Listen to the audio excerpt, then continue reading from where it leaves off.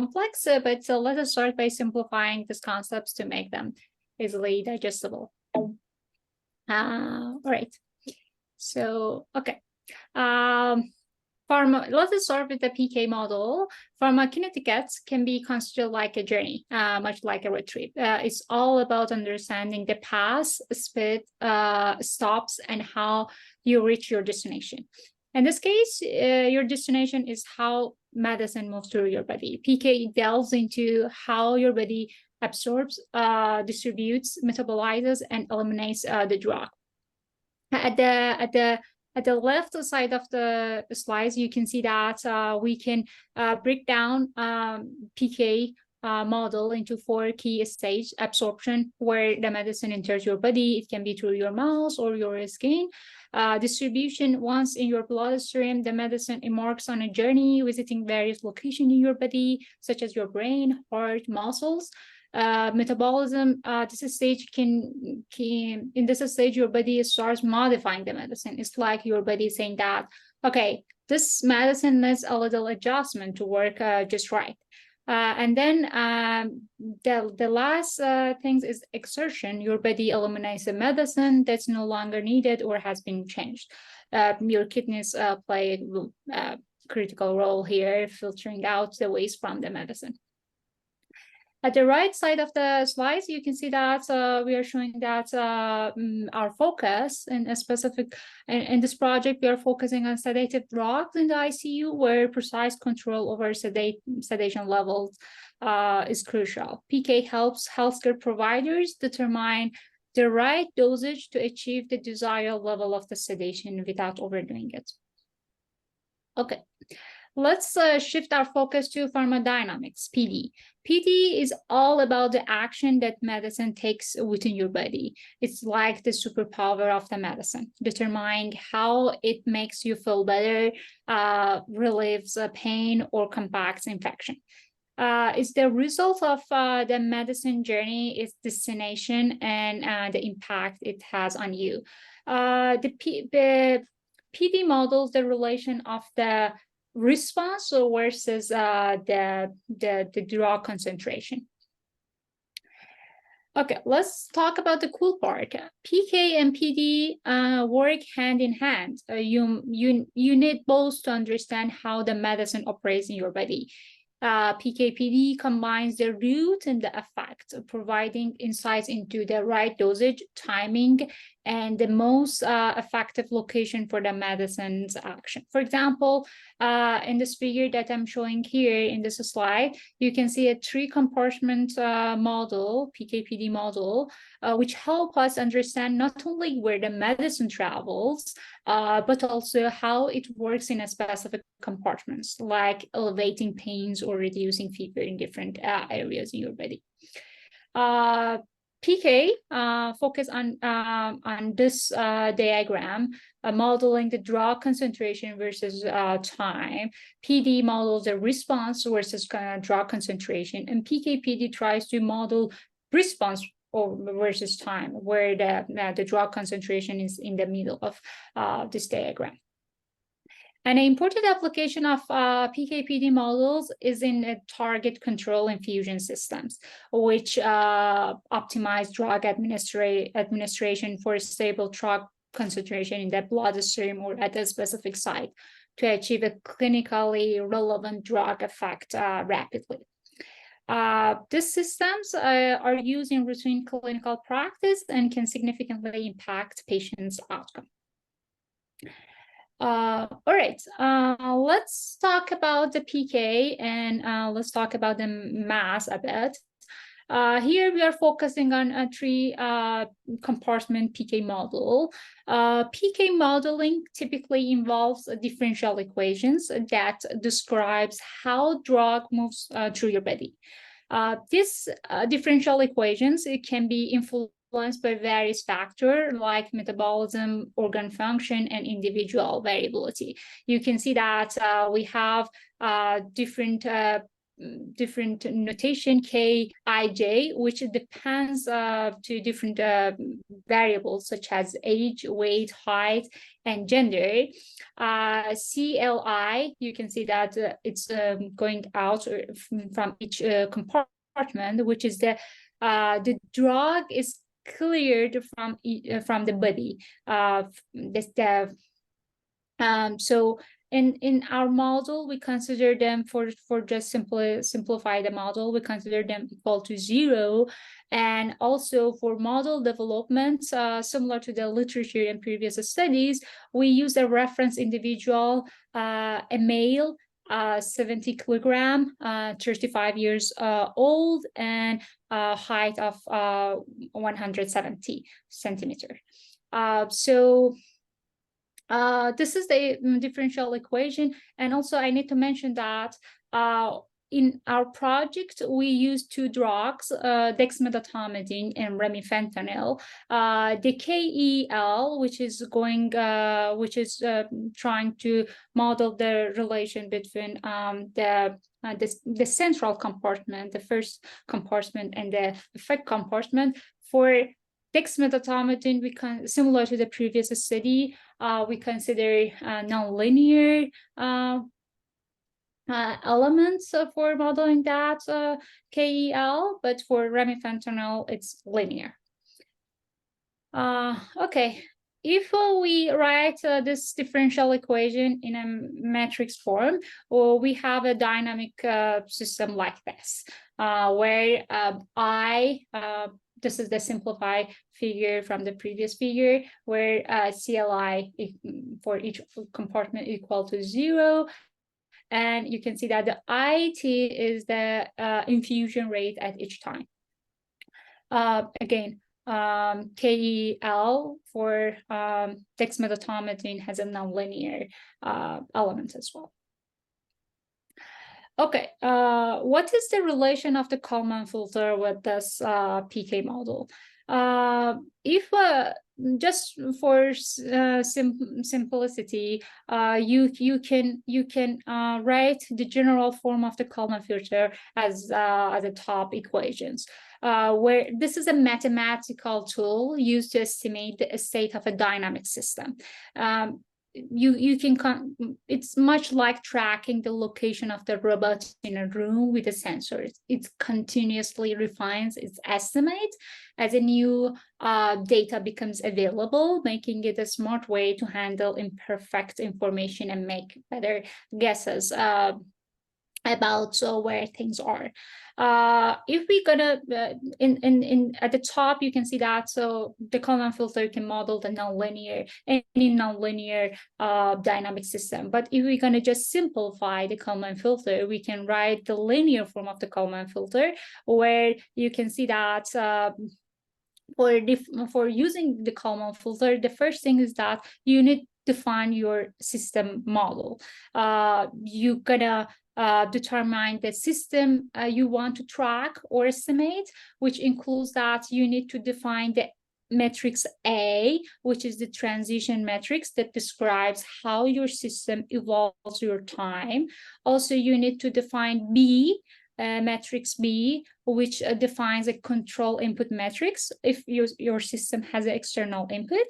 And the C, simplify, specify how measurements related to the state with a measurement C. X is our observation, our measurement, and S is our state variables.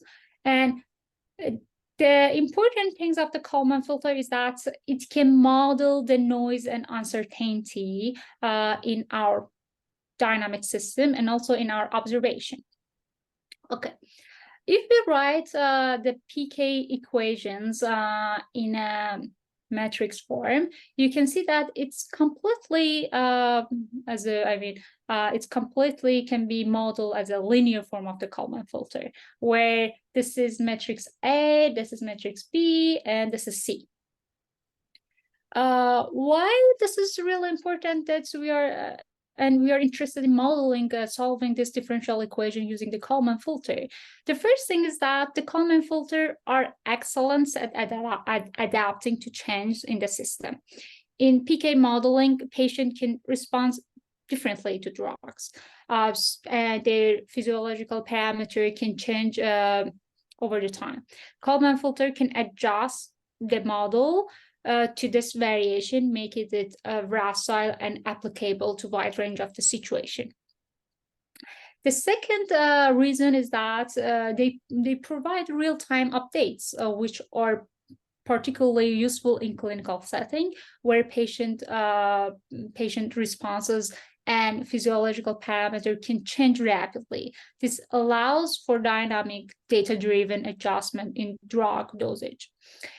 The second reason, as I mentioned earlier, Kalman filter can incorporate noisy data. PK data often contains noisy and I mean, they can contain noise and uncertainty due to various factors, such as measurement errors or intersubject variability. Kalman filter can effectively handle noisy data and provide a more accurate estimate of underlying PK parameter. And the last but not least, the Kalman filter tries to estimate optimal parameter. The aim of the Kalman filter is to minimize the mean square error of the parameter estimation, making them statistically optimal. This means that they can provide the best estimates of the system states given the available data. All right, so yeah, well, we are just by defining the A, B, and C, it's really straightforward to solve this differential equation using the Kalman filter. Okay, let's talk about our data set and experiments that we did for PK part. So we have 30 subjects. We have 2 drugs, dexmedetomidine and remifentanil. We have 2 sessions. The session 1 only includes dexmedetomidine, but session 2 includes both dexmedetomidine and remifentanil. The patient at first received remifentanil, and then there's an overlap between dexmedetomidine and remifentanil as well, and we have really sparse drug concentration at the plasma compartment, and also at the effect site we have the MOS score, which is modeling the sedation level. Here at the right side of the slides, you can see that this is a figure for a patient. The MOS is a number, is the ordinal number between 0 and 5. 5 means that it's awake, patient is awake, and 0 means that deep sedation level. And also we have the simultaneous EEG recording for each patient. Okay. Using the Kalman filter for estimating the drug concentration at the central compartment, here we used a mean absolute percentage error as a metric to assess the accuracy of our estimation, our model prediction. MAPE measures the average percentage difference between the predicted and actual value. Usually as you know, MAPE is expressed as a percentage, and lower MAPE indicates a more accurate prediction. So we compared our results with the results on the same data set from our colleague, Dr. Peter Kalman, where they used a nonlinear mixed effect modeling toolbox, which I think this is a toolbox, the industry standard for population PKPD analysis. So here you can see that the blue dots, they are actual observation. The purple one is a drug concentration at the plasma compartment, which obtains from the Euler forward. Euler forward, as you know, that this is a simple numerical techniques used to approximate the solution of differential equations. And here I'm just more focusing on the result between the publication on the same data set using the non-MAM versus our result where we are using the Kalman filter to solve this differential equation. Also, I need to mention that the Kalman filter is a causal, meaning that it doesn't use any future observation for updating parameters. It's just using the past information. So obviously you can see that clearly the Kalman filter works better than non-MAM toolbox, and also better than the Euler forward method. This is for patient 28 for session 1, where we have only dexmedetomidine. If we look at the session 2, where we have both dexmedetomidine and remifentanil, here you can see that the result for dexmedetomidine is still Kalman filter works better than non-MAM toolbox. And this is for remifentanil for session 2. You can see that clearly Kalman filter works really good for estimating the drug concentration at the different compartments. All right, if we're gonna show the result across all population, here you can see that clearly it shows that the Kalman filter works better than the Euler forward and the non-MAM toolbox, demonstrating how the Kalman filter effectively models this differential equation and estimates the drug concentration with minimal error across various population. This is for session 2. Dexmedetomidine is still, you may say that, okay, they are similar to each other, but you can see that the median for mean absolute percentage error for Kalman filter is lower than the non-MAM and Euler forward method. And this is for Remi, where you can see that the median for the Kalman filter is lower than the non-MAM and Euler forward. I'm using the Kalman because they used, I just wanted to refer to the previous study on the same data set. All right, okay, well, it was the PK part. Let's move to the PD part. So here in this figure, you can see that there is a lag between the plasma drug concentration and the drug response. Here you can see that. In order to model this lag, we added an additional hypothetical effect compartment. The drug concentration in this compartment is shown by CE, which is effect site compartment concentration. The effect compartment receives the drug from the central compartment or plasma compartment through a first order process. We model using this equation.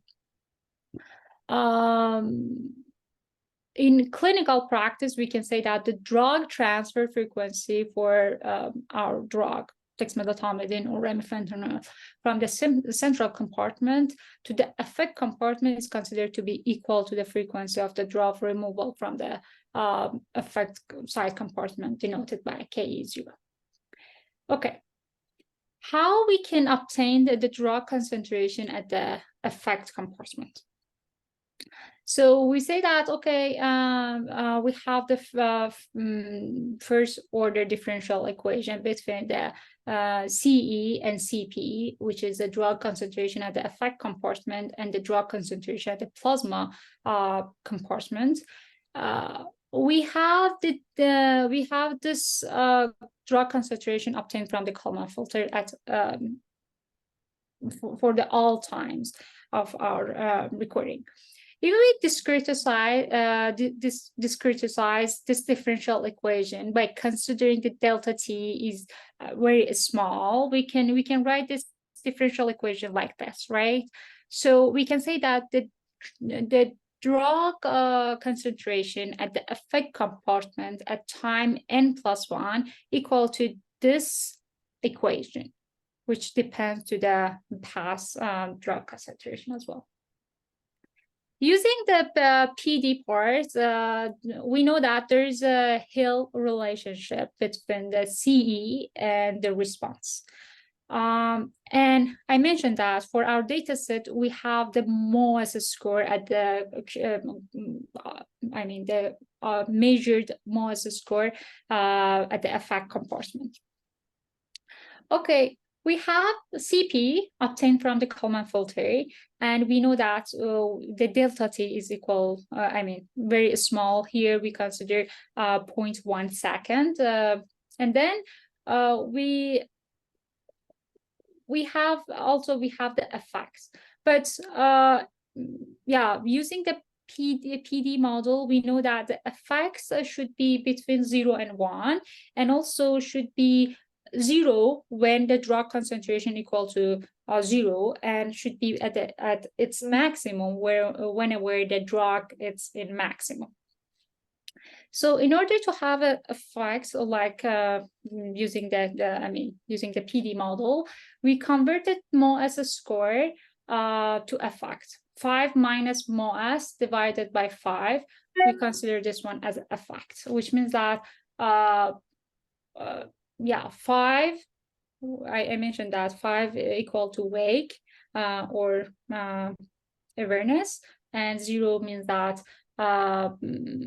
we have deep sedation. Okay, right now using this two equation, we have delta T, we have CP at each time, we have the effect at each time, and also we have the initial value for CE, which is equal to 0. We need to estimate these parameters, gamma, CE50, and also KE0, right? We try to solve this optimization problem and obtain those parameters using the mean squared error. Since our effect, they are ordinal, we use the ordinal least square error. What does it mean? It means that the difference, for example, the difference between 5 and 0 is not equal to the difference between 5 and 7. We penalize more if your model, if we have prediction equal to 0, but the actual is equal to 5. All right, by doing live-on subject outcross validation for each subject. So what is the meaning of the live-on subject outcross validation? For example, suppose that here we are going to estimate the parameter for subject 1. We consider the data from subject 1 as a hidden test subjects, and we use the data from other population to estimate these parameters. So by doing this, we are trying to avoid overfitting. All right, so now we have the drug concentration as well, the effect compartment. So now we're going to talk about how we are going to automatically track the level of the consciousness. As I mentioned, we have the EEG at the same time of our recording. Based on the literature, power spectral density is a good feature for tracking the level of the consciousness. So we try to just focus on frontal lobe at this stage and extract handcrafted feature in different time resolution. So I extracted the feature in resolution of the 3 seconds, 7 seconds, and 15 seconds. So I consider the window 5 by overlapping 2 seconds, window of the 10 with overlapping 3 seconds, and window of length of 30 seconds with 15-second overlap. So I extracted the feature in different time scale resolution. Here you can see that I extracted a very simple feature, power in different frequency bands, delta, theta, alpha, sigma, and beta. Here I'm just showing that how those EEG features, they are related to the level of the consciousness and the MOAS score. So ongoing work is that right now I'm designing an ordinal regression model to model the MOAS score, where the input of this model can be, at first can be the drug concentration at the effect compartment, then output is the MOAS. We are going through the CE to MOAS, and then we are trying to model the EEG feature to MOAS using, for example, how this feature is related to this MOAS score. We are going to design ordinal regression model, and at the end, our hypothesis is that by adding the CE and the drug concentration, by combining the PKPD model plus EEG, we can estimate the MOAS more accurately. And also we are incorporating demographic information for each model, age, sex, weight, and height, and to capture intersubject variability and consider those information in our model as well. And then, yeah, by designing this ordinal regression model, we can continuously model the MOAS score. Which is ongoing task for me, and I don't have any result to show at this point, and that would be all. Thank you. Thank you, Samina. We have some questions. Hopefully from I tried to do my best to that was amazing. Jensen from Technical University in Barcelona, thank you for a very interesting presentation. In fact, we did a work with Professor Stroys many years ago, similar idea to combine EEG and effect site concentrations. And so it's very interesting to see how we use the Kalman filter. So both of them, so my question is, so you could use both effect site, the CE, and the processed EEG could in themselves predict the MOAS. So my question is, how do you handle if the two input are giving different results? Because you could have situations where the EEG is indicating loss of consciousness, whereas the effect site concentration might not indicate. So do you have some kind of system which handles differences between the two input? Yeah, that's a really good question. For example, if you look at this part, the MOAS is equal to 5, and the drug concentration is its maximum. And here, based on the PD model, whenever the drug concentration is equal to its maximum, the sedation should be its in minimum, right? But the aim is to that whenever the situation happens, the model should focus on an EEG. Here, on EEG part, you can see that there is obvious arousal seen in EEG spectrogram. So the model should automatically switch between the CE and the EEG feature. You can resolve the situation that you mentioned. Yeah, thank you. Thank you very much. We have one more question. Thank you very much. I'm Nasiri. I'm pretty much an anesthesiologist at Penn State Health Personal Medical Center.